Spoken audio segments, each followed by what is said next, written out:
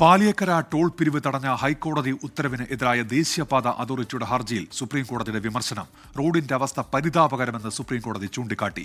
1 മണിക്കൂർ എടുക്കേണ്ട ദൂരത്തിന് 11 മണിക്കൂറിലേറെ എടുക്കുന്നു എന്നും ചീഫ് ജസ്റ്റിസ് BR ഗവായ് വിമർശിച്ചു. ഹർജിയിൽ ഉത്തരവ് പറയാനായി മാറ്റി.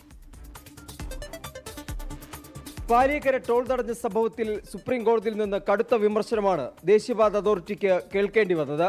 റോഡിലിറങ്ങുന്ന ജനങ്ങളുടെ അവസ്ഥ ദേശീയപാത അതോറിറ്റി അറിയണമായിരുന്നു എന്ന് ചീഫ് ജസ്റ്റിസ് BR ഗവായ് വിമർശിച്ചു. കഴിഞ്ഞ ദിവസം 12 മണിക്കൂറാണ് ഗതാഗത കുരുക്കുണ്ടായതെന്നും ചീഫ് ജസ്റ്റിസ് ചൂണ്ടിക്കാട്ടി.